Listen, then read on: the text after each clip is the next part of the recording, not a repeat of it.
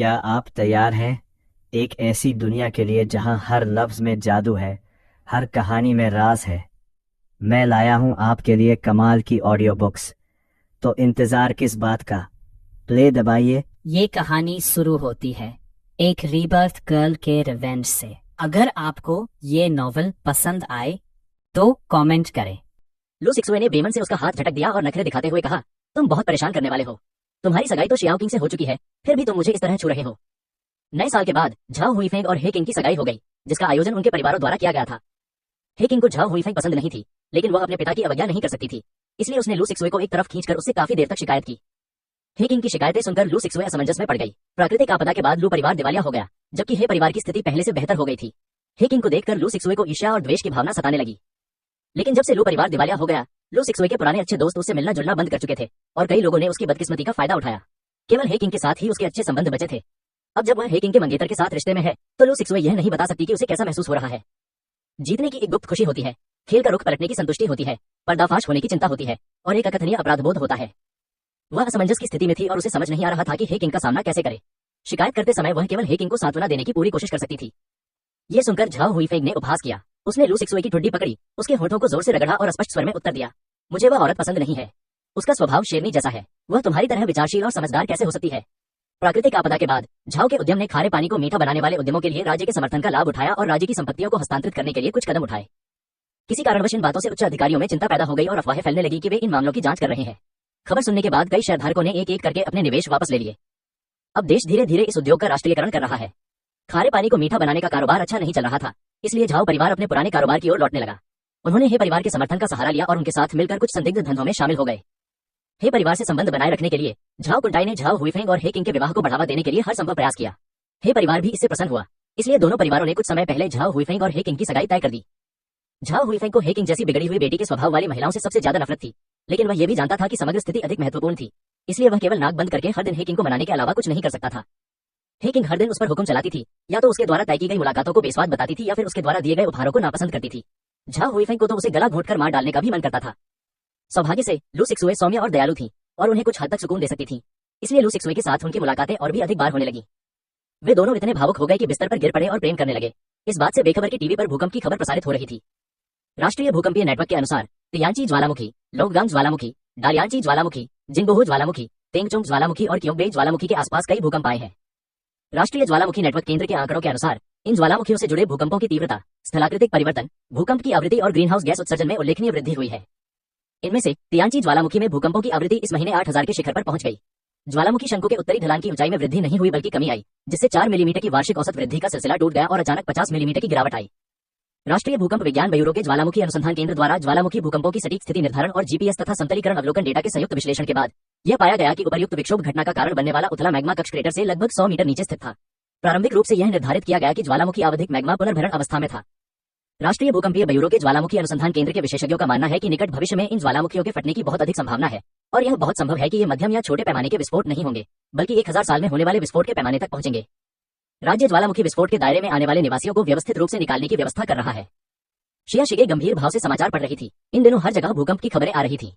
यह भूकंप एक आसन्न ज्वालामुखी विस्फोट का पूर्व संकेत था। वह जानती थी कि दुनिया भर में एक बड़े पैमाने पर ज्वालामुखी विस्फोट होने वाला है। चीन में सेनोजोइक ज्वालामुखियों का वितरण अत्यंत व्यापक है। आसपास के निवासियों की आपातकालीन निकासी की व्यवस्था करने के लिए देश ने बहुत अधिक जनशक्ति और भौतिक संसाधनों का उपयोग किया है।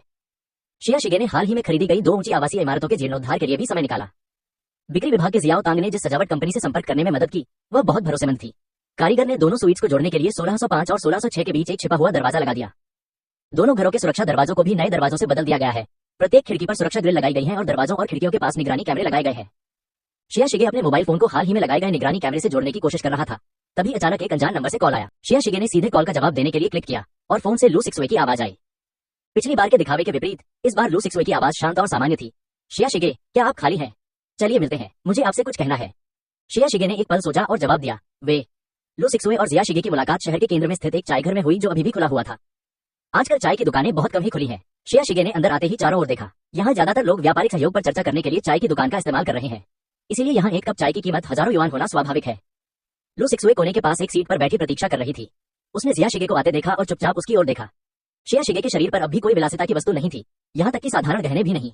उसने एक साधारण स्कर्ट पहनी हुई थी और उसके लंबे काले बाल लापरवाही से उसके सिर के पीछे लटके हुए थे, जिससे उसकी त्वचा बर्फ की तरह सफेद दिख रही थी।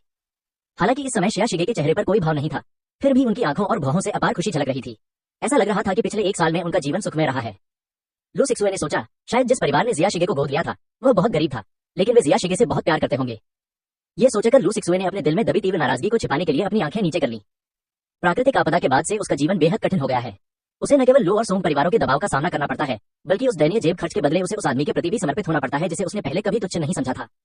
ये सोचकर उसे जिया शिगे से ईर्ष्या होने लगी। क्यों जिया शिगे की किस्मत हमेशा इतनी अच्छी क्यों रहती है? ये ठीक है कि वह एक धनी परिवार में पैदा हुई थी, लेकिन अगर उनकी पहचान बदल भी जाए तो भी वह उससे ज्यादा खुशहाल जीवन कैसे जी सकती है? वह अनिच्छुक थी, वह सचमुच अनिच्छुक थी। शिया शिगे के बैठने के बाद उसने एक केतली चाय मंगाई और फिर चुपचाप लू सिक्सुए की ओर देखा। सजने संवरने की कोशिश करने के बावजूद लू सिक्सुए के चेहरे पर उदासी साफ झलक रही थी।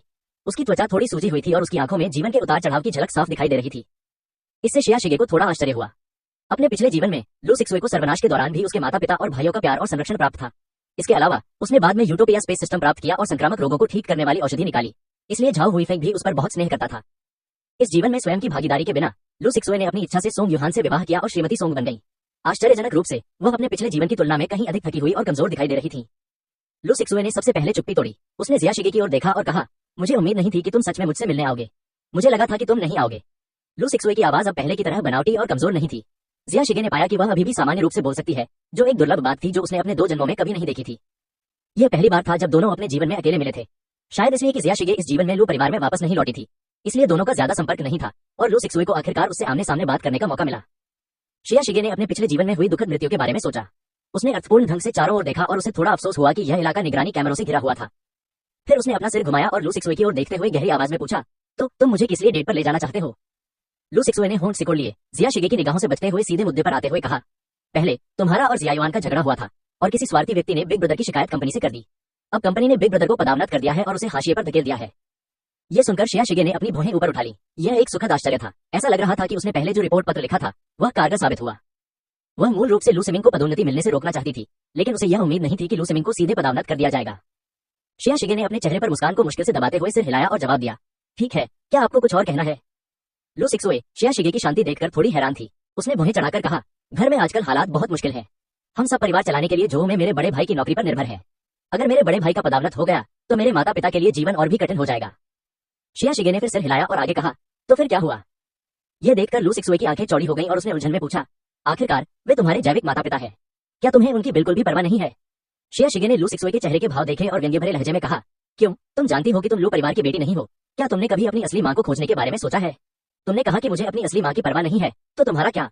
मिस लू, क्या तुम्हें अपनी असली माँ की परवाह है? ये सुनकर लू सिक्सुए का चेहरा पीला पड़ गया। उसकी असली माँ हमेशा से उसके दिल में चुभती रही थी, एक ऐसी शख्सियत जिसका वह सामना नहीं करना चाहती थी। लू परिवार ने उस अस्पताल की जांच की जहां जू इलान ने बच्चे को जन्म दिया था और पाया कि उसी समय बच्चे को जन्म देने के लिए अस्पताल में भर्ती किसी भी परिवार ने गलती से गलत बच्चे को नहीं लिया था। हालांकि वह इसे स्वीकार करने को तैयार नहीं थी, लेकिन लू सिक्सुए अपने दिल में कमोबेश समझ गई थी कि उसकी जैविक मां संभवतः किसी अन्य धनी परिवार से नहीं थी। उन्होंने शायद देखा होगा कि लू परिवार धनी है, इसलिए उन्होंने चुपके से लू परिवार की बेटी के साथ अपनी अदला बदली कर ली, अन्यथा जिया शिगे को सड़क किनारे नहीं छोड़ा जाता। लू सिक्सुए अपने जैविक माता पिता से कोई संबंध नहीं रखना चाहती थी। उसे कभी कभी यह डर भी लगता था कि कहीं 2 गरीब लोग अचानक उसके घर आकर यह न कहें कि वे उनकी बेटियां हैं और बुढ़ापे में उसकी देखभाल करने के लिए कहें। शिया शिगे ने लू सिक्सुए के चेहरे के भावों को ध्यान से देखा और उसके चेहरे पर दिखने वाले सूक्ष्म भावों में से किसी को भी नहीं छोड़ा। अपने पिछले जीवन में लू सिक्सुए की जैविक मां कभी प्रकट नहीं हुई थी और जिया शिगे को भी इस बात की बहुत जिज्ञासा थी कि क्या लू सिक्सुए जानती थी कि उसकी जैविक मां कौन थी। लू सिक्सुए के वर्तमान हावभाव को देखकर लगता है कि शायद वह वास्तव में नहीं जानती कि उसकी मां कौन है। शिया शिगे को मनचाहा परिणाम न मिलने पर धैर्य खो बैठा। उसने अपने लिए 1 कप चाय डाली, एक घूंट लिया और पूछा, ठीक है, बस मुझे बताओ कि तुम क्या चाहते हो? लू सिक्सुए ने गहरी सांसें ली, अपना मनोबल संभाला और गंभीर स्वर में बोली, मेरा परिवार आशा करता है कि आप जो जांच दल को स्पष्टीकरण देंगे और स्वीकार करेंगे कि आपने ही पहले शिया युआन को उकसाया था। आप जाकर उन्हें बताएं कि शिया युआन केवल आत्मरक्षा कर रहा था। यदि आप सारी जिम्मेदारी स्वयं लेते हैं तो संभवतः बड़े भाई को उनके पद पर पुनः बहाल कर दिया जाएगा। शिया शिगे जोर से हंस पड़ी, सिर हिलाते हुए बोली, तुम लोग इतना अच्छा क्यों सोचते हो? लू युआन ने सबसे पहले किसी को चाकू मारा था और सबूत काटे हैं। मुझे लू सिमिंग की मदद करने के लिए अपनी प्रतिष्ठा क्यों खराब करनी चाहिए? लू सिक्सुए को पहले से ही लग रहा था कि जिया शिगे मना कर देगा, लेकिन लूबो और जू इलान की बातों को ध्यान में रखते हुए उसने फिर भी उसे मनाने की कोशिश की। बस जो की जांच टीम को यह बात बता दो, इससे तुम्हारी प्रतिष्ठा पर कोई असर नहीं पड़ेगा। वैसे भी तुम्हारा जो से कोई लेना देना नहीं है और तुम जो के लिए काम नहीं कर रहे हो। शिया शिगे ने अन्य ढंग से जवाब दिया, कौन निश्चित रूप से कह सकता है?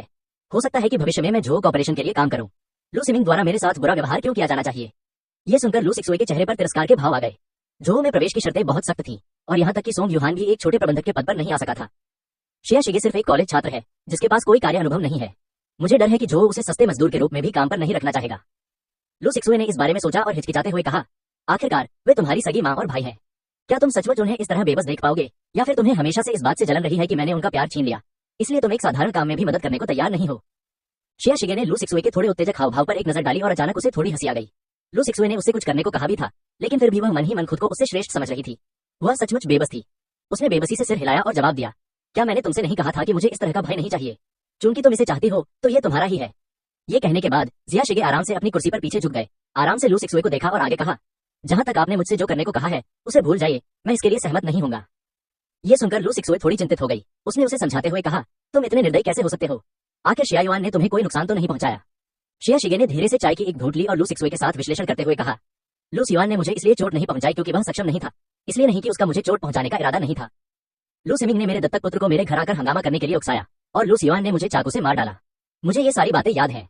अगर तुम लू परिवार मुझे उकसाने की हिम्मत करते हो तो तुम्हें इसके गंभीर परिणाम भुगतने होंगे। अगर अगली बार तुमने मुझे परेशान करने की हिम्मत की तो तुम्हें सिर्फ नौकरी से हाथ धोना ही नहीं पड़ेगा। शिया शिगे की बातें सुनकर लू सिक्सुए के दिल में अचानक सहनसी दौड़ गई। उसे हेयो की याद आ गई जो बिना किसी कारण के गायब हो गया था। लू सिक्सुए ने जल्दी से इस विचार को एक तरफ रख दिया और चिंता से पूछा, शिया शिगे, इस बारे में ध्यान से सोचो। अगर बड़े भाई को अपनी नौकरी वापस नहीं मिली तो मम्मी पापा को सचमुच रेत के बेल के केक खाने पड़ सकते हैं। चाहे आप इसे कितना भी न मानना चाहें, वे आपके जैविक माता पिता हैं और उन्होंने ही आपको जीवन दिया है। अगर वे सुखी जीवन नहीं जी रहे हैं तो इससे आपको क्या लाभ होगा? इस जीवन में शिया शिगे के लिए ये भावनात्मक कार्ड किसी काम के नहीं है। उसने जवाब दिया, लू सिक्सुए, अगर तुम सच में उनसे प्यार करती हो तो उन्हें सोंग परिवार के पास रहने के लिए ले जाओ, या सोंग परिवार को उनके पालन पोषण का खर्च उठाने दो। क्यों तुम और सोंग युहान इतना प्यार करते हो, क्या ऐसा हो सकता है कि वो तुम्हारी माँ की देखभाल करने को तैयार न हो? ये सुनकर लू सिक्सुए ने धीरे से अपने होंठ दबा लिए। अब उसे सबसे ज्यादा डर इसी बात का था। सोंग परिवार को हमेशा से ही उसका वंश पसंद नहीं था। अगर लू परिवार के खाने पीने, कपड़ों, घर और आने जाने का सारा खर्च उसी पर आ गया तो वह सचमुच सोंग परिवार में गुजारा नहीं कर पाएगी। लू सिक्सुए का पीला चेहरा देखकर शिया शिगे को अचानक थोड़ी ऊब महसूस हुई। उसने कप में रखी चाय पी, खड़ी हुई और लू सिक्सुए से बोली, ठीक है, ये चायदानी मेरी मेज पर है। लू सिक्सुए, मैं तुम्हारी बात नहीं मानूंगी, इसलिए तुम जो चाहो कर लो। तुम्हें इस बात की चिंता करने की जरूरत नहीं है कि मैं तुम्हारे दादा दादी, भाई या छोटे भाई को छीन लूंगी। मैं कभी कूड़ा नहीं उठाती। फिर शिया शिगे ने इस बारे में सोचा। लू सिक्सुए के करीब झुककर फुसफुसाते हुए कहा, चूंकि तुम गर्भवती हो इसलिए तुम्हें हमारे घर आकर बच्चे की देखभाल करनी चाहिए। यह वह वंश है जिसे सोंग युहान के पिता सबसे अधिक महत्व देते हैं। वे इस वंश को इतना महत्व देते हैं, तुम्हें उन्हें निराश नहीं करना चाहिए। यह सुनकर लू सिक्सुए की आंखें अचानक सिकुड़ गईं। वह शिया शिगे को हैरानी से देखती रही। उसे लगा कि शिया शिगे के शब्दों में कुछ इशारा था, लेकिन शिया शिगे ने उसे बोलने का मौका ही नहीं दिया। बोलते बोलते वह मुड़कर चला गया। लू सिक्सुए अपनी सीट पर बैठी हुई थी। उसे बेचैनी महसूस हो रही थी और पेट के निचले हिस्से में तेज दर्द हो रहा था। उसका चेहरा पीला पड़ गया था और वह केवल जिया शिगे को भुगतान करके जाते हुए देख सकती थी। लू सिक्सुए सदमे में सोंग परिवार में लौटी। शिया शिगे मदद करने को तैयार नहीं थी और उसे समझ नहीं आ रहा था कि वह लोगों को कैसे समझाए। बैठक में बैठी मदर सोंग ने लू सिक्सुए को वापस आते देखा और नाराजगी से पूछा, गर्भावस्था के दौरान तुम कहाँ चली गई थी? इतनी बड़ी तो उनके साथ बहू रोज बाहर घूमने कैसे जा सकती है? लू सिक्सुए ने बनावटी मुस्कान के साथ चापलूसी भरे लहजे में कहा, माँ, शिया युआन के पैर में चोट लग गई थी। मेरी माँ ने अकेले ही उसकी और मेरे पिताजी की देखभाल की। मुझे थोड़ी चिंता हुई, इसलिए मैं उसे देखने वापस गई थी। माँ सोंग ने आह भरी और बेबसी से जवाब दिया, ठीक है, युहान का छोटा भाई युक्सिंग जल्द ही चीन लौटने वाला है। उसकी भाभी होने के नाते आपको दिन भर इधर उधर भाग दौड़ नहीं करनी चाहिए। सबसे जरूरी बात है घर पर रहकर अपने बच्चे की देखभाल करना। सोंग युक्सिंग के चीन वापस जाने की खबर सुनकर लू सिक्सुए स्तब्ध रह गई। सोंग युक्सिंग ने जूनियर हाई स्कूल से ही विदेश में पढ़ाई की है और कई वर्षों से विदेश में रह रही है। हाल ही में कई देशों ने ज्वालामुखी विस्फोट की चेतावनी जारी की है। मुझे डर है कि पृथ्वी पर कई ज्वालामुखी फटने वाले हैं। एक बार बड़े पैमाने पर ज्वालामुखी विस्फोट होने पर उड़ानें अनिवार्य रूप से रद्द हो जाएंगी और उस समय देश में वापस लौटना बहुत मुश्किल होगा। देश और विदेश में मौजूदा हालात अस्थिर हैं। सोंग के माता पिता अपने उस छोटे बेटे को लेकर बहुत चिंतित हैं जो विदेश में है, इसलिए वे सोंग युक्सिंग से जल्द घर लौटने का आग्रह करते हैं। लू सिक्सुए ने आज्ञाकारी भाव से सिर हिलाया और कहा, माँ, मैं समझ गई, मैं बच्चे का अच्छे से ख्याल रखूंगी। शिया शिगे वापस सिंधु समुदाय की ओर गाड़ी चलाकर गए और उन्होंने अपने बाईं ओर स्थित पड़ोसी के दरवाजे के सामने दो कारें खड़ी पाईं। सफेद शर्ट पहने एक युवक लोगों को बड़े और छोटे सामान के बैग अंदर ले जाने का निर्देश दे रहा था। शिया शिगे थोड़ा हैरान था। उसने अपनी दादी और दादी लियो से सुना था कि पड़ोस वाला परिवार कुछ दिनों के लिए रहने आया था और फिर चला गया था। उसे उम्मीद नहीं थी कि वे आज वापस आ जाएंगे। इसी क्षण सफेद कमीज पहने युवक ने अचानक मुड़कर जिया शिगे की ओर देखा। वह एक पल के लिए स्तब्ध रह गया, फिर मुस्कुराया और जिया शिगे का अभिवादन करते हुए बोला, श्रीमती जिया, बहुत दिनों बाद मिले। शिया शिगे ने उस व्यक्ति को वुयू के रूप में पहचाना जिसने पहले अस्पताल में उसे विशेष दवा दिलाने में मदद की थी और आश्चर्य से पूछा, डॉक्टर वो, आप यहाँ क्यों हैं? वुयू ने हंसते हुए जवाब दिया, मैं अपनी बहन की घर बदलने में मदद करने आया था। मुझे आपसे दोबारा मिलने की उम्मीद नहीं थी। शिया शिगे ने सिर हिलाया। यह वाकई बहुत आश्चर्यजनक था। उसे उम्मीद नहीं थी कि जिस पड़ोसी से वह कभी नहीं मिली थी वह डॉक्टर वो के परिवार का सदस्य नहीं होगा। इसी समय एक लंबी खूबसूरत युवती विला से बाहर निकली। उसके चेहरे की बनावट कुछ हद तक मिश्रित नस्ल की थी। उसने गहरे लाल रंग की सस्पेंडेड ड्रेस पहनी हुई थी जो उसकी आकर्षक आकृति को उभार रही थी। उसके हल्के घुंघराले लंबे काले बाल लापरवाही से बंधे हुए थे और कुछ लंटे उसके कानों के पीछे लटक रही थी, जिससे उसमें लापरवाही और आलस का भाव झलक रहा था। उसने केवल इतना सुना कि वह धीरे से वुयू से पूछ रही थी, शाओ यू, क्या तुम इस लड़की को जानती हो? वुयू ने सिर हिलाकर जवाब दिया, यह मिस शिया है, मेरी एक दोस्त। फिर उन्होंने जिया शिगे का परिचय देते हुए कहा, यह मेरी बहन वुजुओ है। वह आज ही आइसलैंड से लौटी हैं और कुछ समय के लिए यहाँ रह रही हैं। जिया शिगे स्तब्ध थी। वो जुओ, क्या यह वही लड़की नहीं है जिसे सोंग युहान युनजियांग होटल के नीलामी हॉल में खुश करने की कोशिश कर रहा था? सोंग युहान ने उसके लिए जो गुलाबी हीरा बेचा था, उसे खरीदने के लिए 420 मिलियन खर्च किए थे।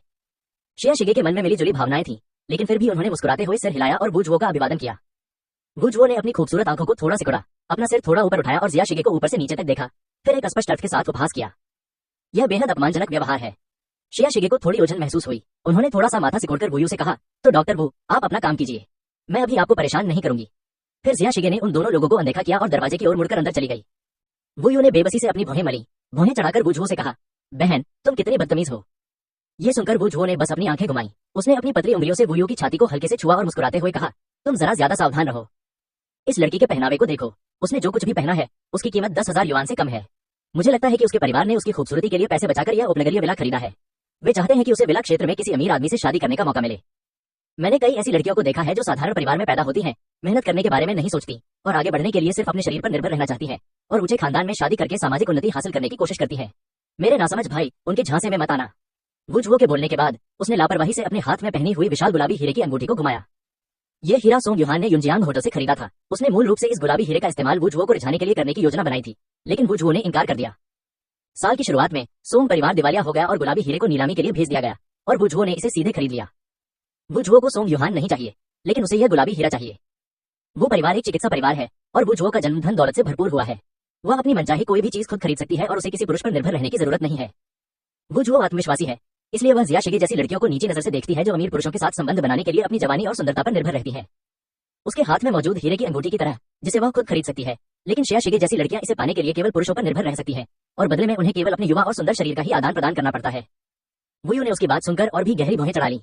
उसने नाराजगी से कहा, बहन वह वैसी इंसान नहीं है जैसा तुमने कहा, और तो और तुम उसे जानती भी नहीं हो, इसलिए यहाँ फालतू की बातें मत करो। उस दिन शेन जिहुआई की रात्रिभोज पार्टी में दो धनी पीढ़ियों ने जिया शिगे से संपर्क जानकारी जोड़ने के लिए उनसे मिलने की कोशिश की, लेकिन शेन जिहुआई ने उन्हें पहले ही रोक दिया। शेन जिहुआई ने उनसे कहा कि अगर वे एक गंभीर रिश्ते की तलाश में हैं, तो वे संपर्क जानकारी जोड़ सकते हैं, लेकिन अगर वे सिर्फ मौज मस्ती करना चाहते हैं तो इसे न जोड़ें। उस समय शेन जिहुआई की गंभीरता को याद करते हुए वुयू को लगा कि अगर जिया शिगे वास्तव में ऐसी महिला होती तो शेन जिहुआई का रवैया निश्चित रूप से ऐसा नहीं होता।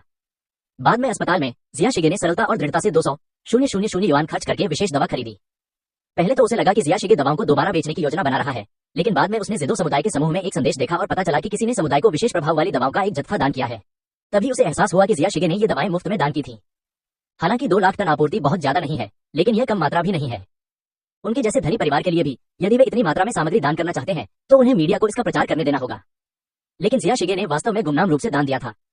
अगर जिया शिगे वाकई किसी अमीर आदमी से शादी करना चाहती थी तो उसे दवाइयों के दान की स्थिति को बढ़ा चढ़ाकर पेश करने का रास्ता खुद ही तैयार कर लेना चाहिए था, लेकिन उसने ऐसा नहीं किया। इसलिए हालांकि वुयू को यह नहीं पता था कि जिया शिगे का परिवार क्या करता था, लेकिन वह यह भी जानता था कि जिया शिगे निश्चित रूप से उस तरह का व्यक्ति नहीं था जैसा वुजुओ ने वर्णन किया था। वुजुओ ने वुयू पर आंखें घुमाई और चिढ़कर कहा, लड़के तुमने पहले कभी दूसरों के लिए इस तरह बात नहीं की, क्या तुम इस छोटी लड़की की तरफ आकर्षित हो? बेवकूफी मत करो, हमारा परिवार ऐसी औरत को अंदर नहीं आने देगा। तुम्हारी होने वाली पत्नी किसी प्रतिष्ठित परिवार की बेटी होनी चाहिए जिसका रुतबा हमारे परिवार के बराबर हो। वुयू को लगा कि वुजुओ का रवैया अनुचित है। उसने वुजुओ को गंभीरता से देखते हुए कहा, वह हमारा पड़ोसी है, हम रोज एक दूसरे को देखते हैं, उससे बात न करने में क्या दिक्कत है? तुम दिन रात और भी ज्यादा समझ से परे होते जा रहे हो। अगर तुम ऐसे ही करते रहे तो अपने माता पिता के पास जाकर रहो, तुम्हारा यहाँ स्वागत नहीं है। वुयू के अरुचिकर चेहरे को देखकर वुजुओ ने कंधे उचकाकर कहा, ठीक है, मैं उसके पास जाकर कुछ नहीं कहूंगी। ठीक है, मेरे प्यारे भाई, मैं अभी विदेश से लौटी हूँ, क्या तुम इस समय मुझसे झगड़ा करना चाहते हो? जाओ और मेरा सामान पैक करने में मेरी मदद करो। वुजुओ पहले आइसलैंड में रहते थे। हाल ही में आइसलैंड के अधिकारियों ने ज्वालामुखी विस्फोटों की कई चेतावनियां जारी की हैं, इसलिए वुजुओ को जल्दबाजी में देश लौटना पड़ा। दरअसल आइसलैंड एक ज्वालामुखी द्वीप है, लगभग पूरा देश ज्वालामुखी चट्टानों पर बना है। देश में 40 या 50 सक्रिय ज्वालामुखी हैं। आइसलैंड में वर्षों से समय समय पर ज्वालामुखी विस्फोट होते रहे हैं और कभी कभी ये विस्फोट आधे साल तक भी चल सकते हैं। आइसलैंड के निवासी ज्वालामुखी विस्फोटों के आदी हो चुके हैं। इसके अलावा आइसलैंड के ज्वालामुखियों का विस्फोट मुख्य रूप से अपेक्षाकृत शांत और हानिरहित होता है। ज्वालामुखी विस्फोट के समय कई लोग वहां जाकर तस्वीरें खींचने का अवसर पाते हैं। हालांकि हाल का समय पिछली स्थितियों से अलग है। हाल के दिनों में दक्षिणी आइसलैंड में स्थित कटला ज्वालामुखी, आइसलैंड की राजधानी रेकजाविक में स्थित फगरडाउस्फ्योर्ड ज्वालामुखी और आइसलैंड में वटनाजुकुल ग्लेशियर में स्थित ग्रुमोहलिन ज्वालामुखी से असामान्य डेटा सामने आया है। विशेषज्ञों का अनुमान है कि इन ज्वालामुखियों में इतिहास के सबसे भीषण 1000 किलोमीटर के विस्फोट होने की प्रबल संभावना है। समय तेजी से बीतता है और 1 अप्रैल आ जाता है। इसी समय अभूतपूर्व बवंडरों ने पूरी दुनिया को अपनी चपेट में ले लिया, जिससे वैश्विक स्तर पर उच्च तापमान का सूखा शुरू हो गया जो 1 महीने तक चला। और सितंबर में 1 अप्रैल होना भी कुछ बुरा नहीं होगा। शाम को जिया शिगे, उसकी चाची, उसकी दादी और दादी लियू सोफे पर बैठकर समाचार देख रही थी। समाचार चैनल ज्वालामुखी का पता चलने और निवासियों को सुरक्षित स्थानों पर ले जाने की खबरें वास्तविक समय में प्रसारित कर रहा था। इसी समय जिया हियन और जिया गोचेंग सामग्री आपूर्ति केंद्र पर काम खत्म करके वापस लौट आए। दादी दौड़कर उनका स्वागत करने आई और बुदबुदाई, कल तुम दोनों इतनी देर से क्यों लौटे? जल्दी करो, हाथ धो लो और खाना खा लो। हमने कल तुम्हारे पसंदीदा गिलहरी वाली मैंडरिन मछली और खट्टा मीठा सुअर का मांस बनाया था। शिया गोचेंग ने अपना सिर खुजाते हुए जवाब दिया। शाम को दर्जनों नए लोग इस समुदाय में आकर बस गए। वे सभी दूसरे प्रांतों से अपने रिश्तेदारों के साथ रहने आए थे। हमने आपातकालीन कार्यालय के साथ मिलकर उनकी संख्या दर्ज की और आवश्यक सामग्री वितरित की, इसलिए इसमें कुछ समय लग गया। शिया शिगे ने पूछा, चाचा, क्या वे ज्वालामुखी विस्फोट से प्रभावित क्षेत्र से आए थे?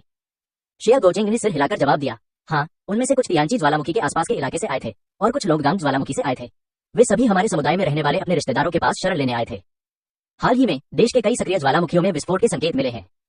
चीन में सेनोजोइक ज्वालामुखियों का वितरण क्षेत्र विस्तृत है, जिसमें पूर्वोत्तर उत्तर चीन दरार प्रणाली, लेग्यूम प्रायद्वीप, दक्षिण चीन सागर क्षेत्र, ताइवान के उत्तरी और पूर्वी भाग, पश्चिमी आसपास के क्षेत्र और चोंगटिंग क्षेत्र आदि शामिल हैं।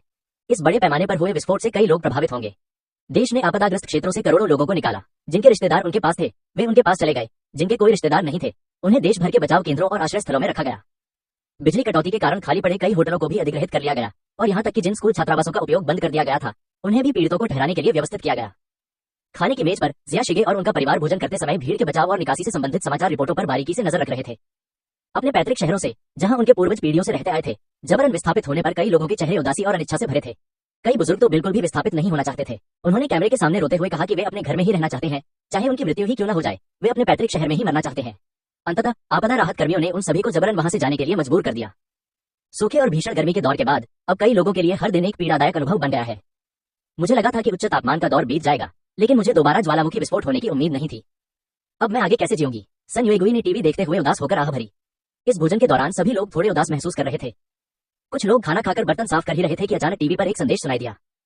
अभी अभी मिली खबर पर तुरंत ध्यान दें। आपातकाल। जापान मौसम विज्ञान एजेंसी से मिली नवीनतम जानकारी के अनुसार रात 9:03 बजे होन्शु द्वीप के दक्षिण मध्य भाग में स्थित फुशिसान ज्वालामुखी में भीषण विस्फोट हुआ।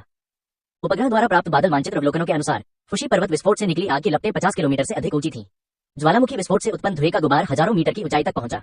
ज्वालामुखी की राख वायुमंडल में फैल गई है और इसके रिसने में लंबा समय लगने की संभावना है। विशेषज्ञों का अनुमान है कि माउंट फुशी द्वारा उत्सर्जित कुल ऊर्जा हिरोशिमा बम की तुलना में 200,000 गुना अधिक है। इससे पूरे होन्शु द्वीप पर विनाशकारी प्रभाव पड़ने की आशंका है। ये रहा। शिया शिगे का चेहरा गंभीर था। उनके पिछले जीवन के कालक्रम के अनुसार फुशी पर्वत का विस्फोट तो बस शुरुआत थी। आगे चलकर दुनिया भर के कई छोटे बड़े ज्वालामुखी इस अभूतपूर्व ज्वालामुखी विस्फोट में शामिल होंगे। शिया परिवार के सदस्यों ने अपनी प्लेटें नीचे रख दी और दौड़कर टीवी स्क्रीन के चारों ओर इकट्ठा हो गए। टीवी पर माउंट फुजी के विस्फोट की तस्वीरें देखते हुए सभी ने अपनी सांस रोक ली और माथे पर शिकन आ गई। दृश्य में आकाश की ओर उठती हुई आग की एक लपट और पहाड़ से नीचे लुढ़कता हुआ लाल लावा दिखाई दे रहा था, जो धीरे धीरे अपने रास्ते में आने वाली हर चीज को निगल रहा था। मलबा हर जगह बिखरा हुआ था। जलती हुई चट्टानें और मलबा हिमस्खलन की तरह चारों ओर फैल रहे थे और धूसर काली ज्वालामुखी राख हवा में तैर रही थी, जिसने पूरे आकाश को ढक लिया था। वह भयानक गर्जना धरती की गहराई से आती हुई एक शोकपूर्ण विलाप प्रतीत हो रही थी और ऐसा लग रहा था मानो यह मानव जाति सहित संपूर्ण प्राकृतिक जगत के लिए मृत्यु की घंटी हो।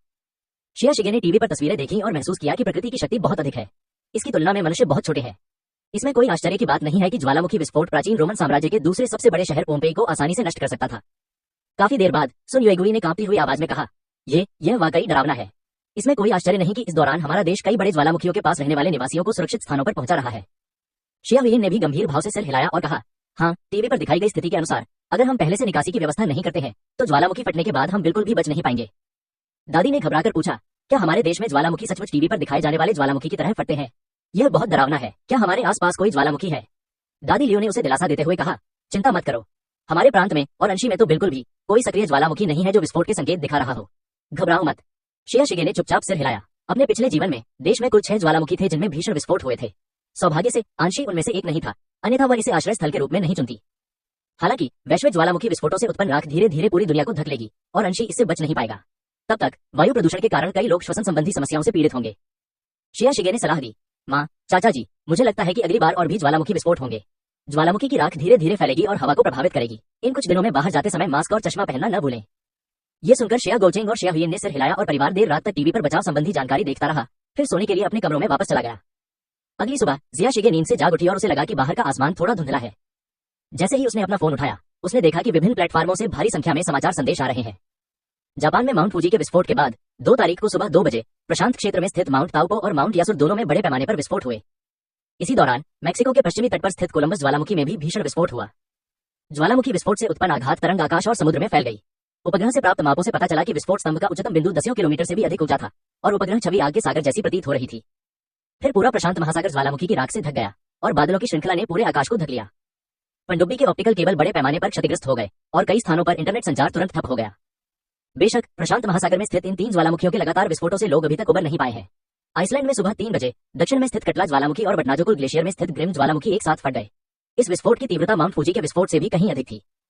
सुबह 4 बजे आइसलैंड की राजधानी में स्थित फागरडालसफjord ज्वालामुखी भी फट गया। 1000 डिग्री सेल्सियस से अधिक तापमान वाला लावा गर्म गैस और ज्वालामुखी राख के साथ बाहर निकला और आसपास की जमीन पर फैल गया। परिणामस्वरूप उत्पन्न मलबे के प्रवाह ने राजधानी के लगभग आधे हिस्से को निगल लिया। इन तीनों ज्वालामुखियों के भीषण विस्फोटों ने आइसलैंड के संपूर्ण पारिस्थितिक तंत्र को भारी क्षति पहुंचाई। आइसलैंड के आसमान में ज्वालामुखी की राख की मोटी परत छा गई, जिससे पूरे आइसलैंड में संचार व्यवस्था ठप हो गई। अनुमान है कि अनगिनत लोगों की जान गई है। जब ज्वालामुखी फटा तब 2 विमान आइसलैंड के ऊपर से उड़ान भर रहे थे। विस्फोट से निकली राख वायुमंडल में फैल गई, जिससे विमानों की नेविगेशन प्रणाली बुरी तरह प्रभावित हुई और वे अपने मार्ग से भटक गए। इसके अलावा विमान के इंजन ने भारी मात्रा में ज्वालामुखी की राख को अंदर खींच लिया, जिससे वह रुक गया और अंततः विमान के नष्ट होने और लोगों की मौत होने की त्रासदी हुई।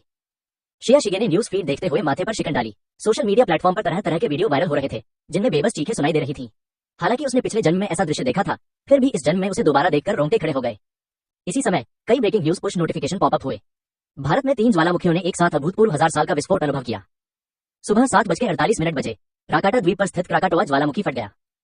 7:51 पर सुम्बावा द्वीप पर माउंट टेम्बोरो फट गया। सुबह 7:56 बजे मध्य जावा में स्थित माउंट मेरापी ज्वालामुखी फट गया। इन 3 ज्वालामुखियों के अलावा येनी के पास समुद्र में स्थित कई पनडुब्बी ज्वालामुखी भी फट गए। समुद्र के भीतर स्थित ज्वालामुखियों के विस्फोट के कारण हुई विवर्तनिक प्लेटों की हलचल से समुद्र तल में हिंसक रूप से बदलाव आया और एक अभूतपूर्व बड़े पैमाने पर सुनामी भारत के द्वीपों में फैल गई, जिससे लगभग पूरा देश ही तबाह हो गया। ज्वालामुखी विस्फोटों की इस श्रृंखला ने तुरंत ऑनलाइन जनमत को प्रज्वलित कर दिया और घरेलू सोशल मीडिया प्लेटफॉर्म तुरंत हॉट सर्च बन गए और अनगिनत नेटिजन्स खबरों के नीचे चर्चा करने लगे। इसका क्या मतलब है? क्या पृथ्वी मर रही है?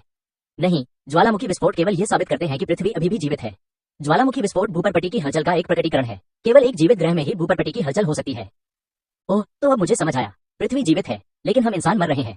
नहीं, मैं आखिरकार लू से बच गया और अब तुम मुझे बता रहे हो कि मैं मरने वाला हूँ। मुझे 1 और घंटे तक ये दर्द क्यों सहना चाहिए?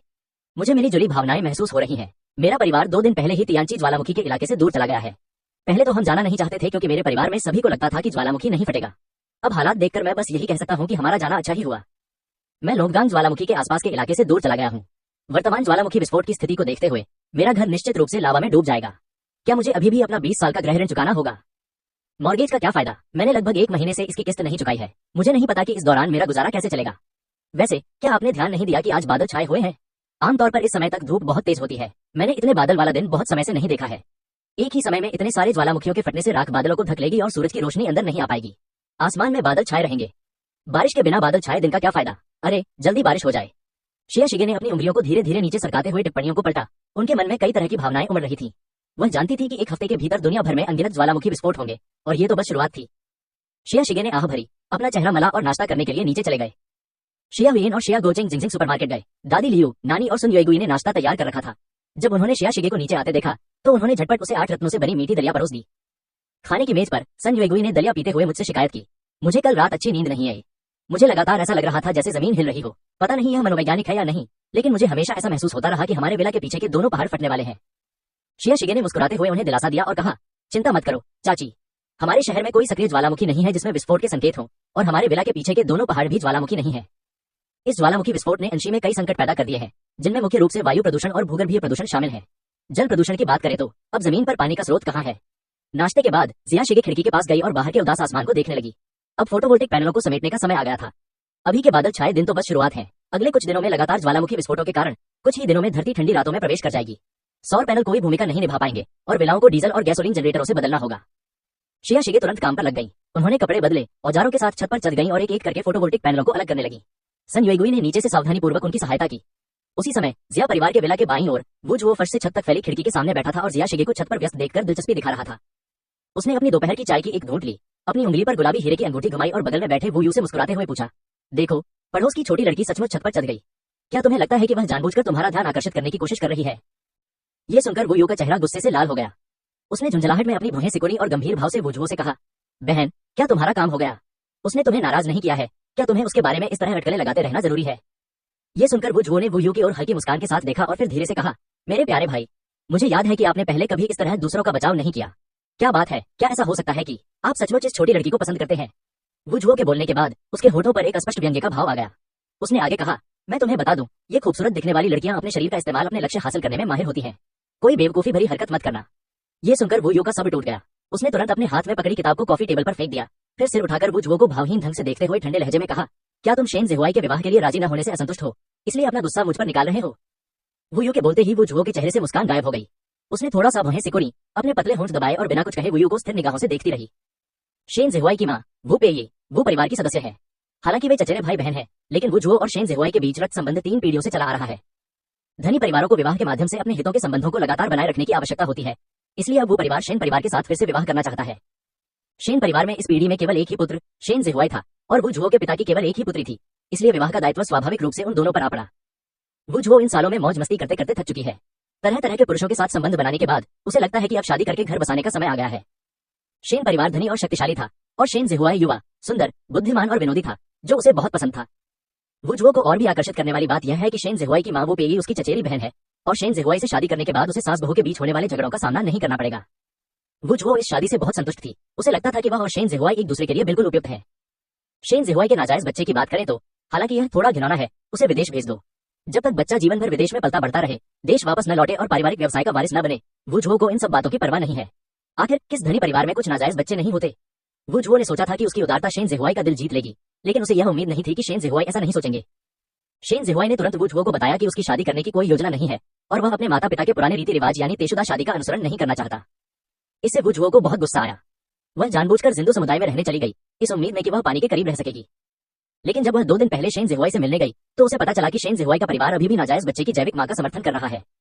वह महिला लगभग शिया शिगे की ही उम्र की थी और एक नन्हे फूल की तरह कोमल थी। जब उसने उसे आते देखा तो वह उदास चेहरे के साथ शेन ज़ेहुआई के पीछे छिप गई, मानो वह उसे खा जाएगा। शेन ज़ेहुआई भी असमंजस में पड़ गया और उसने वास्तव में नाजायज बच्चे की मां का बचाव किया और उसे सबके सामने शर्मिंदा कर दिया। वू जुओ अब उन युवा लड़कियों से तंग आ चुका है जिनका कोई पारिवारिक पृष्ठभूमि नहीं है और जो सिर्फ खूबसूरत चेहरे वाली है। वू जुओ ने अपने जीवन में अनगिनत पुरुषों के साथ संबंध बनाए हैं और उसे आज तक कोई ऐसा पुरुष नहीं मिला जिसे वह जीत न सके। अप्रत्याशित रूप से वह शेन ज़ेहुआई के साथ मुसीबत में फंस गई। उसने अपने हाथ में पहनी गुलाबी हीरे की अंगूठी पर हाथ फेरा और झुंझलाहट में अपनी आंखें बंद कर ली। शिया शिगे द्वारा फोटोवोल्टिक पैनल एकत्र करने के बाद उसकी चाची, दादी और दादी लियो ने उन पर लगी धूल को सावधानीपूर्वक पोंछा, फिर उन्हें धूलोधी थैलों में डालकर तहखाने में रख दिया। ये फोटोवोल्टिक पैनल विला को पूरे साल के लिए पर्याप्त बिजली की आपूर्ति करते हैं और पूरे जिया परिवार के लिए एक बड़ा योगदान देते हैं। फोटोवोल्टिक पैनल हटाने के बाद जिया शिगे ने बिजली आपूर्ति प्रणाली को गैसोलीन जनरेटर से बदल दिया। कम से कम अगले 1 साल तक विला की बिजली की खपत पूरी तरह से जनरेटर और उसके द्वारा जमा किए गए गैसोलीन और डीजल पर निर्भर करेगी। इसी क्षण विला की घंटी अचानक बजी। जिया शिगे ने जल्दी से निगरानी स्क्रीन पर देखा और पाया कि दरवाजे के बाहर अधिकारी जो होंग खड़े थे। शिया शिगे दौड़कर बाहर निकली और दरवाजा खोला तो उसने देखा कि जो होंग साधारण कपड़ों में एक हाथ में बड़ा सा कार्डबोर्ड बॉक्स और दूसरे हाथ में एक बड़ा सा बैग पकड़े हुए खड़ी थी। अधिकारी जो, आप यहाँ क्यों हैं? जिया शिगे ने जल्दी से जो होंग को बैठक कक्ष में आमंत्रित किया। जो होंग ने अपने हाथ में मौजूद डिब्बा शिया शिगे को सौंप दिया, मुस्कुराते हुए उसकी ओर देखा और कहा, आज मैं संयोगवश खाली था, इसलिए प्रोफेसर लियो से मिलने आया। शिया शिगे ने जो होंग द्वारा सौंपे गए सामान को ले लिया। डिब्बे के अंदर ताजे लॉबस्टर और एबालोन के साथ साथ एक बंधा हुआ किंग क्रैब भी था। उसने थैले को दोबारा देखा। उसमें खून से लथपथ एक आधा बछड़ा था जिसे साफ किया गया था और यह स्पष्ट था कि उसे अभी अभी काटा गया था। शिया शिगे ने आह भरे बिना नहीं रह सकी कि प्राकृतिक आपदा से पहले ये सामग्रियां बहुत मूल्यवान थी और अधिकारी जो वास्तव में पैसा खर्च करने को तैयार थे। इसी समय दादी लियो तहखाने से बाहर आई। ये देखकर उन्होंने बेबसी से कहा, तुम इतनी सारी चीजें क्यों लाए हो? हमारे घर में तो सब कुछ है। जब से जो होंग को पता चला कि दादी लियो यहाँ रहती हैं, तब से वह समय समय पर जिया परिवार को सामान पहुंचाने के लिए लोगों को भेजता रहता था। ताजी सब्जियां, मांस और समुद्री भोजन सभी सावधानीपूर्वक चुने और संसाधित किए जाते थे, जो उसकी ईमानदारी को दर्शाते थे। जो होंग मुस्कुराई और बोली, आंटी लियो, कृपया मेरे साथ शिष्टाचार का व्यवहार न करें। जब मैं छोटी थी तो मैं और मेरा भाई हर दिन आपके साथ खाते पीते और रहते थे और आपने कभी शिकायत नहीं की कि हम ज्यादा खाते हैं। अब मेरा यही अधिकार है कि मैं आपका सम्मान करूं। जो होंग की नजर में प्रोफेसर लियो बिल्कुल उनकी अपनी मां के समान है। उनकी मां का निधन कम उम्र में हो गया था और जो होंग प्रोफेसर लियो के प्रति यह स्नेह दिखाकर अपनी इस मातृभक्ति का प्रतिफल देना चाहते हैं। सन युएगुई जल्दी से जो होंग के लिए चाय का एक प्याला लेकर आए, जिसे उन्होंने धन्यवाद कहकर ले लिया। फिर उन्होंने शिया शिगे और अन्य लोगों से कहा, हाल ही में दुनिया भर में ज्वालामुखी विस्फोट हुए हैं। आने वाले समय में सार्वजनिक सुरक्षा और भी अस्थिर हो सकती है। यदि आप खतरे में हो तो आप किसी भी समय मुझे फोन कर सकते हैं। शिया शिगे ने संकोचपूर्वक पूछा, अधिकारी जो, क्या आप हमें कुछ बंदूकें दे सकते हैं? जिया शिगे की बातों पर जो होंग लगभग जोर से हंस पड़ा। उसने जिया शिगे को असहाय होकर देखा और कहा, तुम्हारे हाथों में जो धनुष है वो प्राकृतिक आपदा से पहले ही तुम्हें सजा दिलवाने के लिए काफी होते। अब तुम मेरे पास बंदूक लेकर आने की हिम्मत कैसे कर रहे हो? और अगर मैं तुम्हारे लिए बंदूक ढूंढ भी दूं तो क्या तुम्हें उसे चलाना आता है? अगर गलती से गोली चल जाए, फट जाए और तुम्हें चोट लग जाए तो क्या होगा? जो होंग के चेहरे के भाव देखकर शिया शिगे समझ गई कि अब कोई उम्मीद नहीं बची है। उसे थोड़ा अफसोस भी हुआ। वह सचमुच आत्मरक्षा के लिए हथियार बदलना चाहती थी। अपने पिछले जीवन में वो उस ठंडी रात के दौरान सिंधु समुदाय में नहीं थी। वह लू परिवार के विला में रहती थी। उसे बस इतना याद था कि उस ठंडी रात के दौरान लू परिवार के विला में कई बार चोरी हुई थी और उनके कुछ घरेलू उपकरण और सजावट का सामान तोड़कर ले जाया गया था। अब वह केवल यही आशा कर सकती है कि सिंधु समुदाय में कोई बड़ी गड़बड़ी ना हो। पिछले 2 दिनों में खबरें तोप के गोलों की एक श्रृंखला की तरह लगातार दुनिया भर में ज्वालामुखी विस्फोटों की खबरें फैला रही हैं। 3 तारीख की सुबह 2 बजे लुजोन द्वीप पर माउंट पिनाटुबो में ज्वालामुखी विस्फोट हुआ। 3 तारीख की सुबह 4 बजे मध्य अमेरिका के ग्वाटेमाला में पकाया ज्वालामुखी फट गया। 3 तारीख को सुबह 10 बजे अंटार्कटिका में स्थित माउंट एबॉक्स ज्वालामुखी फट गया। 3 तारीख को शाम 6 बजे अलास्का में स्थित नोवारूपटा ज्वालामुखी फट गया। 4 तारीख की सुबह 3 बजे मध्य अमेरिका के ग्वाटेमाला में स्थित सांता मारिया ज्वालामुखी फट गया। 4 तारीख को सुबह 4 बजे सिजली में माउंट एटना ज्वालामुखी फट गया। 4 तारीख को सुबह 9 बजे व्योमिंग में येलोस्टोन सुपर ज्वालामुखी फट गया। 5 तारीख को सुबह 3 बजे हवाई द्वीप के दक्षिण पूर्व में स्थित किलावा ज्वालामुखी फट गया। 5 तारीख की सुबह 4 बजे मध्य अलास्का के एल्यूशियन द्वीप समूह में स्थित क्लीवलैंड ज्वालामुखी फट गया। महाद्वीपीय प्लेटों के परस्पर संपीड़न के कारण कई स्थानों पर एक ही समय में ज्वालामुखी विस्फोट, बड़े पैमाने पर भूकंप और सुनामी आए। कई देशों ने सुनामी की चेतावनी जारी करना जारी रखा और तटीय क्षेत्रों से लोगों को निकालने की व्यवस्था की। द्वीपीय राष्ट्रों को एक विनाशकारी झटका लगेगा। कई राष्ट्रीय शासन व्यवस्थाएं रातों रात ध्वस्त हो जाएंगी और बचे हुए लोग अंतर्राष्ट्रीय बचाव जहाजों पर सवार होकर शरण लेने के लिए अंतर्देशीय देशों और क्षेत्रों की ओर भागेंगे। ज्वालामुखी विस्फोट से तबाह हुए क्षेत्र में इंटरनेट सेवा ठप हो गई है और फिलहाल बाहरी दुनिया को इस वैश्विक आपदा में मरने वालों की सही संख्या का पता नहीं चल पा रहा है। जिन क्षेत्रों में इंटरनेट प्रभावित नहीं हुआ था, वहां भी इंटरनेट पर तरह तरह की अफवाहें फैल रही थी। कई आस्तिकों का मानना था कि यह देवताओं द्वारा मानव जाति पर भेजा गया एक संकट है और कुछ समय के लिए देश विदेश में इंटरनेट पर जनमत बेकाबू हो गया।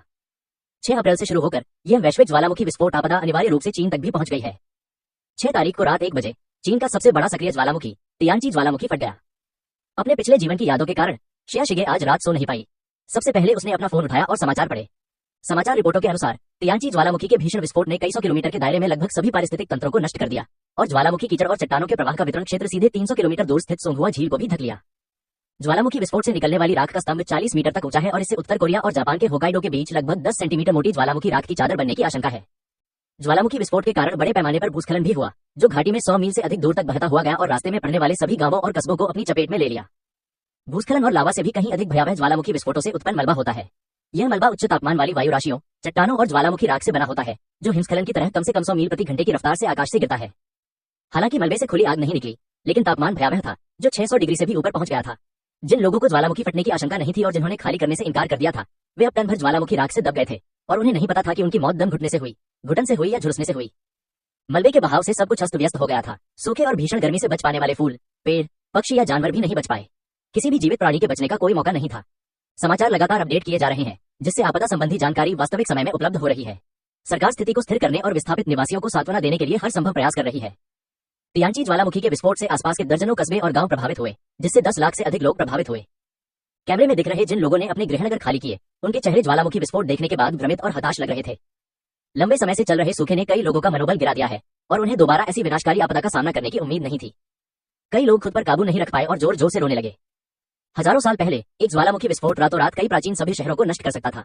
हजारों साल बाद आज विज्ञान और प्रौद्योगिकी के स्तर में कई बदलाव आ चुके हैं, लेकिन प्राकृतिक आपदाओं के सामने मनुष्य आज भी बहुत ही नगण्य है। शिया शिगे के 2 जन्मों में यह दूसरी बार था जब उसने इस स्थिति का सामना किया और इन दृश्यों को देखकर वह अब भी भ्रमित महसूस कर रहा था। तियानची ज्वालामुखी का विस्फोट एक बुरे सपने की शुरुआत जैसा प्रतीत हुआ, जिसके बाद चीन में कई बड़े ज्वालामुखी विस्फोट हुए। 6 तारीख को सुबह 3 बजे लॉन्गगैंग ज्वालामुखी फट गया। डालियांची ज्वालामुखी फूटा। 6 तारीख को सुबह 4 बजे जिंगपो झील ज्वालामुखी फट गया। 6 तारीख को सुबह 7 बजे फुजियोका ज्वालामुखी फट गया। 6 तारीख को दोपहर 12 बजे क्योंगबे ज्वालामुखी फट गया। एक सप्ताह से भी कम समय में दुनिया भर में सैकड़ों ज्वालामुखी फट गए, जिनमें से कई का विस्फोट 1000 टन के स्तर का था।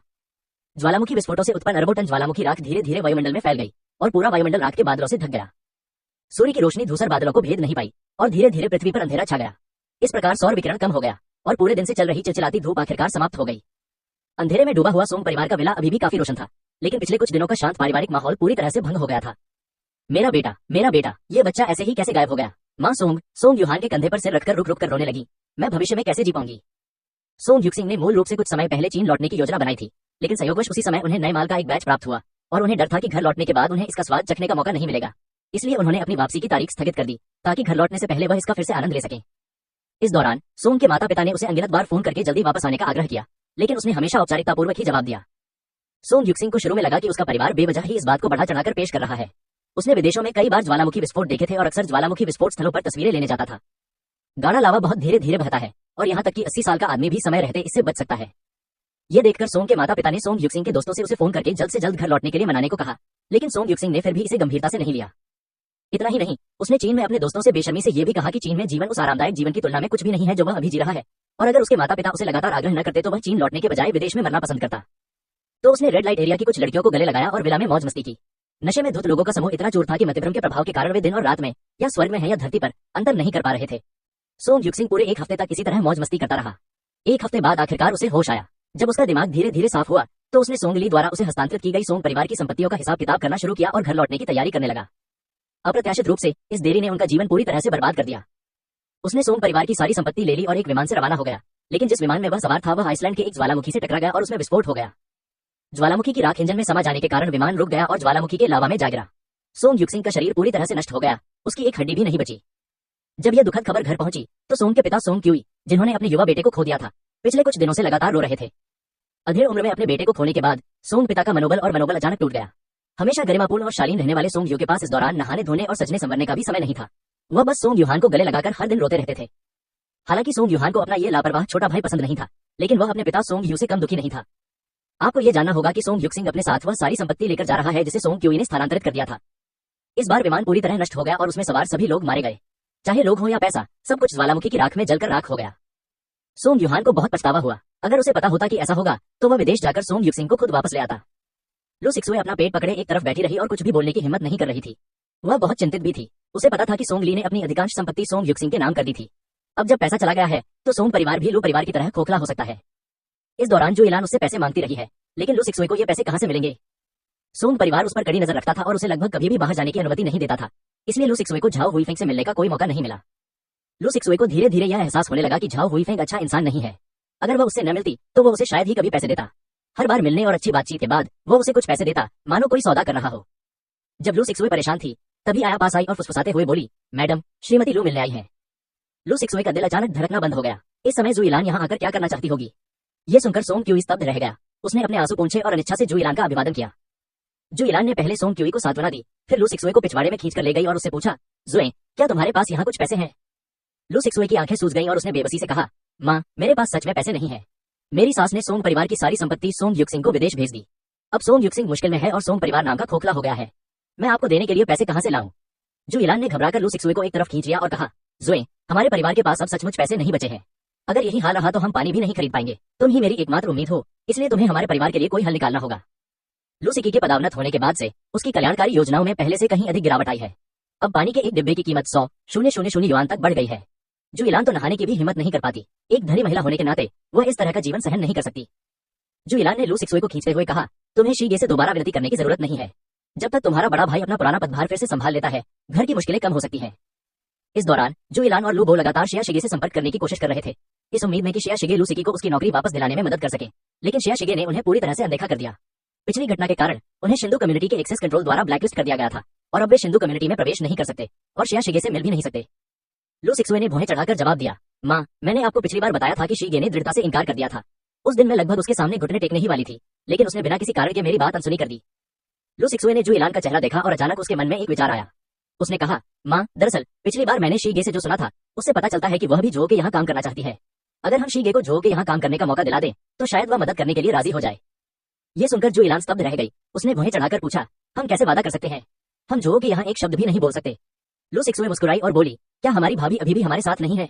वह जो परिवार की बेटी है, इसलिए उनके लिए यहाँ कोई नौकर या सफाई कर्मी का इंतजाम करना मुश्किल नहीं होना चाहिए। आप अपनी भाभी से कहिए कि वह शिया शिगे से बात करें।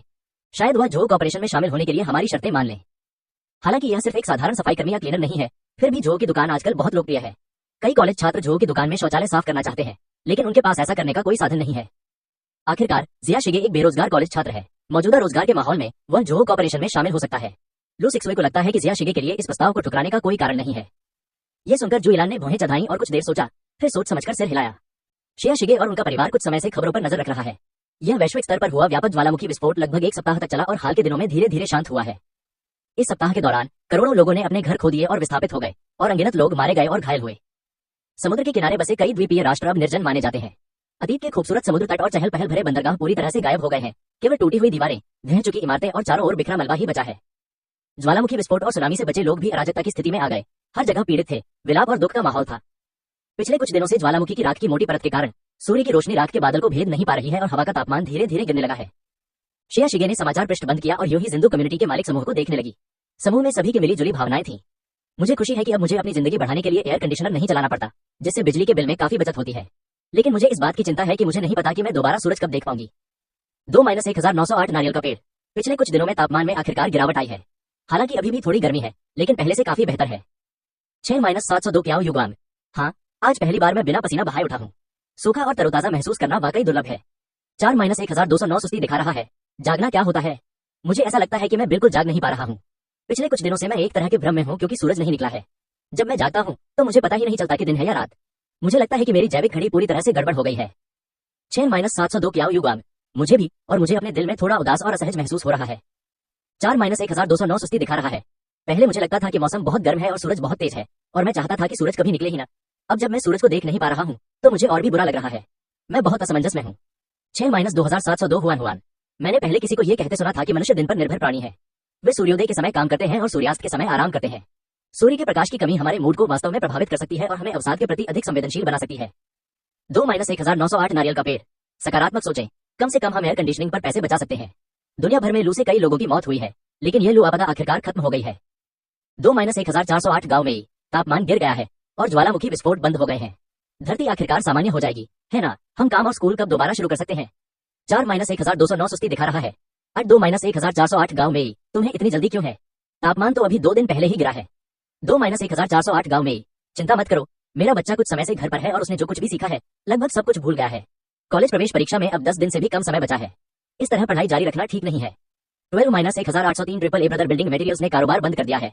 नहीं, ये सामान्य कैसे हो सकता है? तापमान गिर गया है लेकिन बाहर देखो, अंधेरा है। ये सामान्य कैसे हो सकता है? 5-601 सुसु। वास्तव में तापमान में केवल गिरावट आई है। बारिश न होने से पानी की कमी की समस्या का समाधान नहीं हुआ है। इसके अलावा वर्तमान स्थिति में सूर्य की रोशनी के बिना भूमि अभी भी फसलें पैदा नहीं कर सकती है।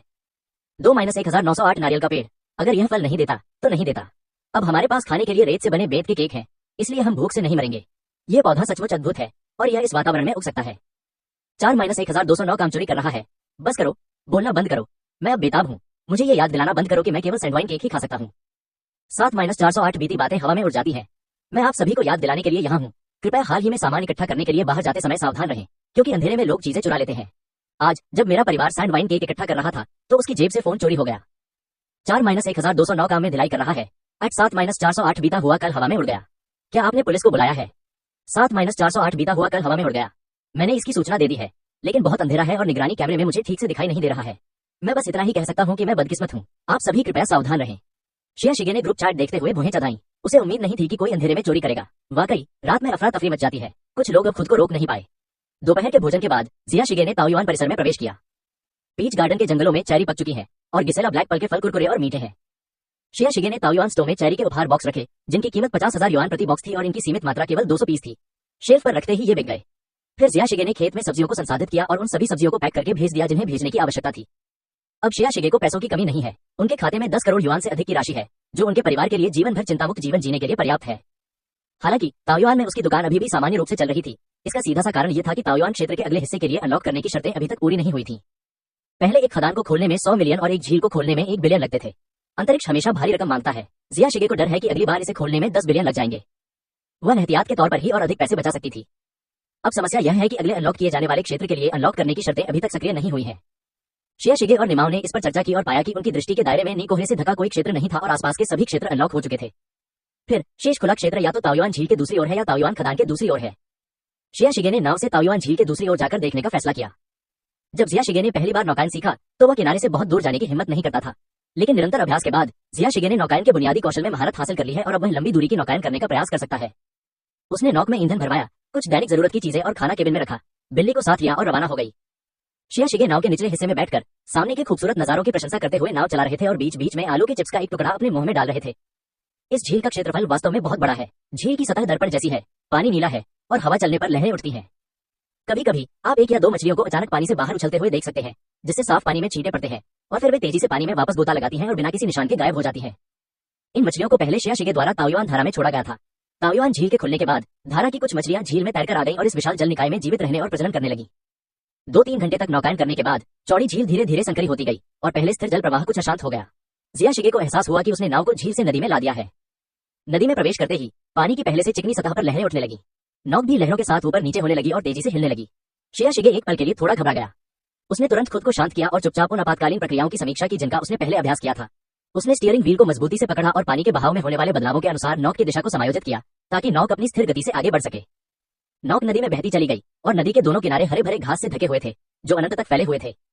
जब हवा चलती है तो किनारे पर उगे सरकंडे हवा में लहराते हैं, मानो आप किसी परीक्षा की दुनिया में हो। शिया शिगे ने मन ही मन आह भरी। इसमें कोई आश्चर्य की बात नहीं कि इस जगह को आड़ू के फूलों की भूमि कहा जाता है। इस जगह को वास्तव में आड़ू के फूलों की भूमि कहा जा सकता है।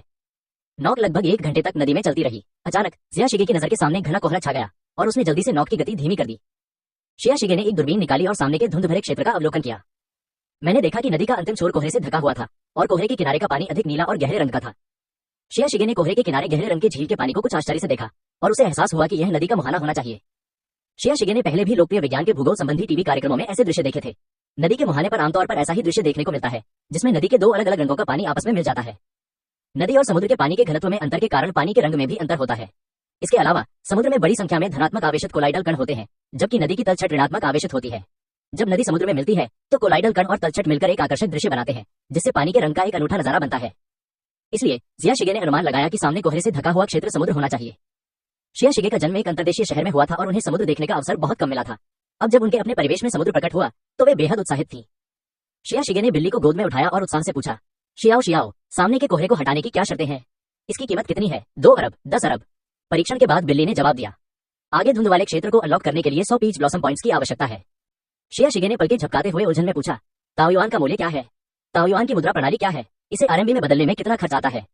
सफेद बिल्ली ने अपना पंजा चाटा, अपना सिर झुकाया और जवाब दिया, ताओ की मूल्य कार्यों को पूरा करने से प्राप्त होता है। इसे प्राप्त करने की विधि अभी खोजी जानी बाकी है। मेजबान को इसे खोजने के लिए लगातार प्रयास करते रहना चाहिए। शिया शिगे असमंजस में थी। ताओयुआन मूल्य, ताओयुआन, क्या मुझे उससे उस जगह पर और आड़ू के पेड़ लगाने के लिए कहना चाहिए या मुझे उससे दूसरों को आड़ू देने के लिए कहना चाहिए? अब शिया शिगे के दिमाग में केवल ताओयुआन के जंगल में मौजूद आड़ू के पेड़ ही आ रहे थे और उसके पास कोई अन्य सुराग नहीं था। शिया शिगे ने समय पर नजर डाली और पाया कि 4 बज चुके थे, इसलिए उसे मुड़कर वापस लौटना पड़ा। क्योंकि देर हो रही थी इसलिए जिया शिगे ने वापसी की उड़ान में अपनी गति बढ़ा दी, लेकिन उसे रात का खाना छूट जाने का डर था। जब दादी और बाकी लोग रात के खाने के लिए उसे ढूंढने ऊपर जाएंगे और पाएंगे कि वह कमरे में नहीं है तो इसे समझाना मुश्किल होगा। नाव को वापस गोदी में खड़ा करने के बाद जिया शिगे ने लापरवाही से ईंधन गेज पर एक नजर डाली और फिर उसकी पुतलियां तुरंत सिकुड़ गईं। उसने पाया कि एक नौक की ईंधन खपत वास्तव में भयावह रूप से अधिक थी। उस दिन जहाज 7-8 घंटे तक चलता रहा और कुल ईंधन की खपत लगभग 2000 लीटर थी। औसतन प्रति घंटे ईंधन की खपत 200 लीटर से अधिक थी। शिया शिगे अचानक परेशान हो गई। इस खपत दर के अनुसार प्राकृतिक आपदा से पहले उन्होंने जो पेट्रोल और डीजल जमा किया था वह कई यात्राओं के लिए भी पर्याप्त नहीं होगा। इतना ही नहीं, विला का जनरेटर भी ईंधन की खपत करता है। शिया शिगे ने चुपचाप तेल गेज को छुआ और सोचा, इसमें कोई आश्चर्य की बात नहीं है। इसलिए इसमें कोई आश्चर्य की बात नहीं है कि प्राकृतिक आपदा शुरू होने के बाद देश ने तुरंत ऊर्जा नियंत्रण लागू किया और ऊर्जा व्यापार को सख्ती से नियंत्रित किया। इसलिए इसमें कोई आश्चर्य की बात नहीं है कि प्राकृतिक आपदाओं के शुरू होने के बाद बिजली की कीमतें भारी मात्रा में बढ़ जाती हैं। इसमें कोई आश्चर्य की बात नहीं है कि एक विशेष गंजेबाज वाले देश ने कई वर्षों से दुनिया भर में ऊर्जा युद्धों को लगातार भड़काया है। इसमें कोई आश्चर्य नहीं कि ऊर्जा युद्ध मौजूदा विश्व व्यवस्था को प्रभावित कर सकते हैं। ऊर्जा इतनी महत्वपूर्ण है कि आधुनिक मनुष्य इसके बिना जीवित नहीं रह सकते। शिया शिगे ने अपना सीना ढंककर व्याकुलता से कहा, अगर हम अपने अंतरिक्ष में तेल निकाल सके तो बहुत अच्छा होगा, वरना मैं सचमुच इस नौका का खर्च नहीं उठा सकता। फिर जिया शिगे ने आसमान की ओर देखा और आह भरी। पर्याप्त ऑक्सीजन जमा करने से पहले वह इस नौका को छूने की हिम्मत कभी नहीं करेगी। उसे पहले यह बात क्यों नहीं पता चली कि यह चीज इतना ज्यादा ईंधन खर्च कर सकती है। शिया शिगे सफेद बिल्ली को पकड़े हुए उदास चेहरे के साथ उस जगह से बाहर निकली और पाया कि 8 बज चुके थे। क्योंकि आजकल हर दिन बाहर बादल छाए रहते हैं, इसलिए दिन और रात के बीच अंतर करना मुश्किल हो गया है और समय के बारे में उसकी धारणा लगभग धुंधली हो गई है। शिया शिगे जल्दी से नीचे उतरी। दादी लियो और उनकी नानी ने पहले ही रात का खाना तैयार कर लिया था।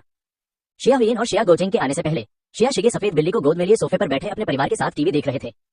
पिछले ज्वालामुखी विस्फोटों से निकली रात के वायुमंडल में फैलने के कारण हाल के दिनों में टेलीविजन पर ज्वालामुखी विस्फोटों के बाद के प्रभावों की खबरें दिखाई गई हैं। हालांकि ज्वालामुखी की राख को राख नहीं कहा जाता, फिर भी यह राख से भिन्न होती है। ये धूल नहीं है, बल्कि बहुत ही नुकीले कांच जैसे चट्टानी कणों से बनी होती है। मैंने टीवी पर सिर्फ एक विशेषज्ञ की गंभीर आवाज सुनी। ज्वालामुखी की राख की थोड़ी सी मात्रा भी इंजन और सेंसर में प्रवेश कर जाए तो यह इन सटीक उपकरणों को नुकसान पहुंचा सकती है। उम्मीद है कि अगले कुछ महीनों तक कारों, ट्रेनों, विमानों और परिवहन के अन्य साधनों का संचालन निलंबित रहेगा। इसके अलावा ज्वालामुखी की राख की थोड़ी सी मात्रा भी सड़क पर यातायात संकेतों और रेखाओं को ढक सकती है, जिससे धुआं और कम दृश्यता हो सकती है। इसलिए निजी कारों को यात्रा करते समय सुरक्षा पर विशेष ध्यान देने की आवश्यकता है। कुछ देर बाद दरवाजा खुलने की आवाज सुनाई दी और जिया हुयेन और जिया गोचेंग अंदर आए। दोनों ने चश्मा और मास्क पहन रखे थे और वे धूल से सने हुए थे। दादी उन्हें खाने पर बुलाने ही वाली थी, लेकिन जब उन्होंने देखा कि वे धूल से सने हुए हैं तो वे जल्दी से उनके पास गईं और भुहें चढ़ाकर पूछा, अरे तुम दोनों इतने गंदे क्यों हो? क्या तुम कोयला खोदने गए थे? शिया हुयेन ने जल्दी से हाथ हिलाकर अपनी दादी को आगे आने से रोक दिया। उसने अपना कोट और मास्क उतारकर कोने में फेंक दिया। उसने जवाब दिया, हम प्रॉपर्टी मैनेजमेंट को इमारतों की छतों पर जमी ज्वालामुखी की राख साफ करने में मदद कर रहे हैं। पिछले कुछ दिनों में फैली ज्वालामुखी की राख छतों पर जमा हो गई है और प्रॉपर्टी मैनेजमेंट को डर है कि इससे समस्याएं पैदा हो सकती हैं। उसके बाद दोनों अपने कमरों में नहाने और कपड़े बदलने गए और फिर खाने की मेज पर बैठकर रात का खाना खाया। खाने की मेज पर जिया गोचेंग और जिया हुयेन ने बताया कि तियानचाओ में 2 और चोरियां हुई थीं, लेकिन रोशनी बहुत कम होने के कारण निगरानी फुटेज में विवरण स्पष्ट रूप से नहीं दिख सके। इसके अलावा ये चोर एक आदतन अपराधी प्रतीत होता था जिसके चोरी करने के तरीके काफी कुशल थे, इसलिए पुलिस फिलहाल उसके खिलाफ कुछ नहीं कर सकी।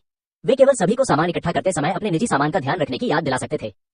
ये सुनकर दादी ने सिर हिलाते हुए कहा, हम सब एक ही मोहल्ले में पड़ोसी हैं, फिर भी वह चोरी करता है, उसमें जरा भी जमीर नहीं है। इसी समय टीवी पर एक और ब्रेकिंग न्यूज आई। अभी अभी ज्वालामुखी की राख के अत्यधिक जमाव और उसे साफ करने के लिए समय न होने के कारण दुनिया की सबसे ऊंची इमारत, एक निश्चित देश की ऐतिहासिक इमारत एक्स टावर, ज्वालामुखी की राख के भार के नीचे ढह गई। शिया परिवार के सदस्यों ने अपनी चॉपस्टिक नीचे रख दी और आश्चर्य से टीवी की ओर देखने लगे। ये टावर दुनिया के सबसे धनी देशों में से एक में स्थित है। यह देश और विदेश दोनों जगह प्रसिद्ध है। यह हमेशा से ही विभिन्न घरेलू मार्केटिंग कंपनियों के बीच चर्चा का विषय रहा है। मेरी दादी ने भी इसे कई बार लघु वीडियो में देखा है। मैंने कभी नहीं सोचा था कि ज्वालामुखी विस्फोट से उत्पन्न राख अकेले ही पृथ्वी से आधुनिक सभ्यता के निर्माण को आसानी से मिटा सकती है। टीवी पर मेजबान की आवाज लगातार सुनाई दे रही थी। ज्वालामुखी की राख के जमाव से इमारतों को ढहने से बचाने के लिए प्रत्येक समुदाय के संपत्ति प्रबंधकों और निवासियों से अनुरोध है कि वे छतों पर जमा ज्वालामुखी की राख को समय पर साफ करें। ज्वालामुखी की राख गीली होने पर विद्युत सुचालक बन जाती है और आसानी से बिजली कटौती, शॉर्ट सर्किट और आग का कारण बन सकती है। कृपया अपने घरों से ज्वालामुखी की राख साफ करते समय सुरक्षा का ध्यान रखें। शिया परिवार ने टीवी पर तस्वीरें देखी और उनके चेहरे के भाव और भी गंभीर होते चले गए।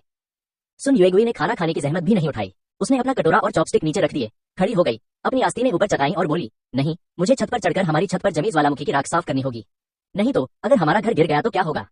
ये सुनकर जिया गोचेंग ने भी अपना कटोरा और चॉपस्टिक नीचे रख दी, उठ खड़ा हुआ और सुन युएगुई से कहा, तुम खा लो, मैं चलता हूँ। मैंने कल पूरे दिन भवन संख्या 4 और 5 की सफाई की थी, इसलिए मुझे अनुभव है। शिया शिगे ने जल्दी से उन दोनों को एक साथ खींचा और उन्हें समझाया, चाचा और चाची, कोई जल्दी नहीं है, पहले खाना खा लेते हैं और सफाई कल करेंगे। सन युएगुई ने आह भरते हुए जवाब दिया, अब तो दिन और रात में कोई फर्क ही नहीं रह गया है, दिन भर अंधेरा ही रहता है।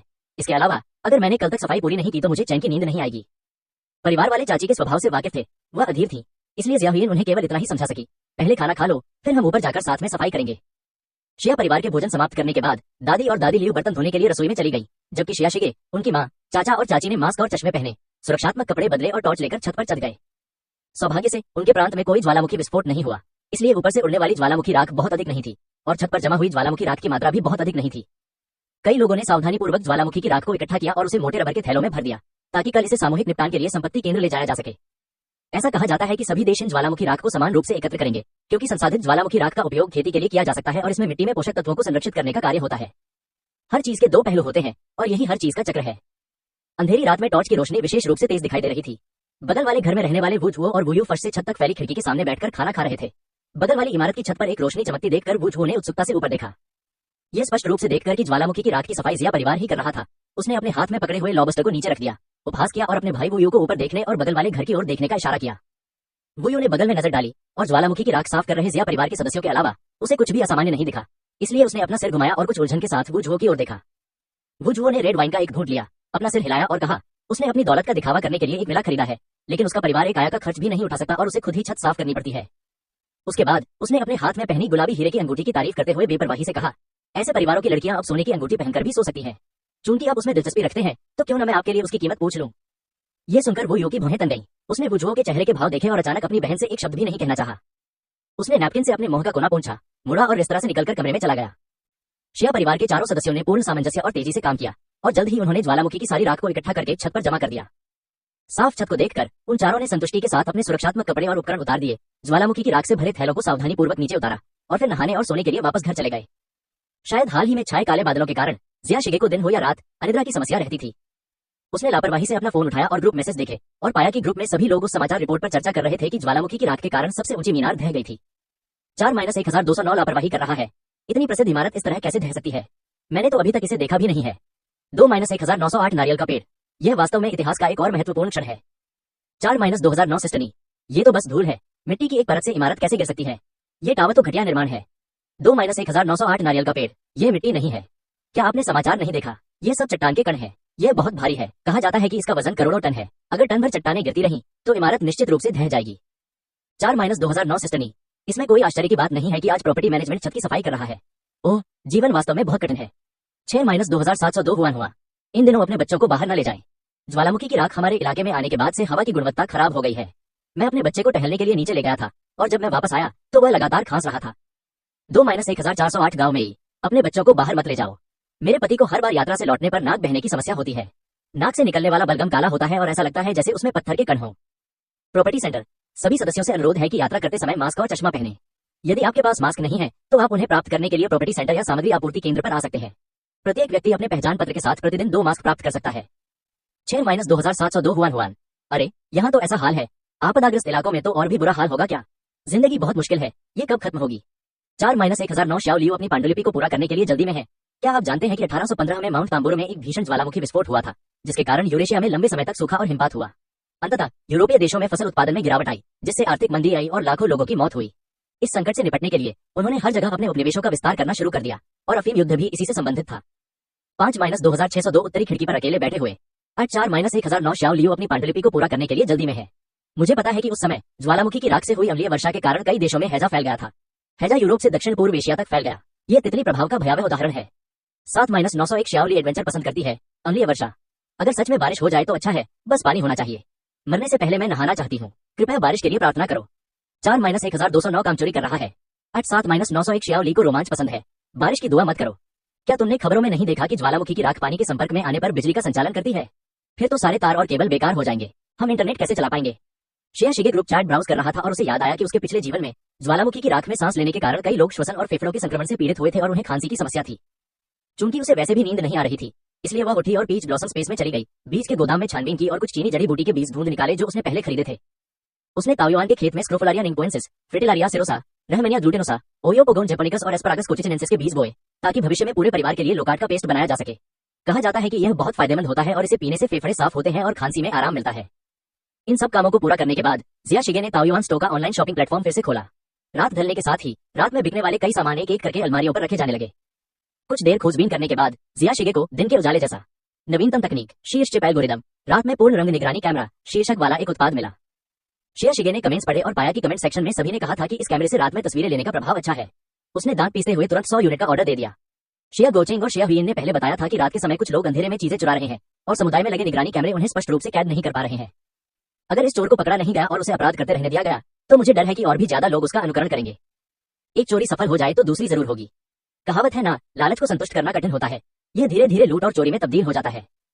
अस्थिरता के इस संकेत को समय रहते ही खत्म कर देना चाहिए ताकि अंतहीन परेशानियों से बचा जा सके।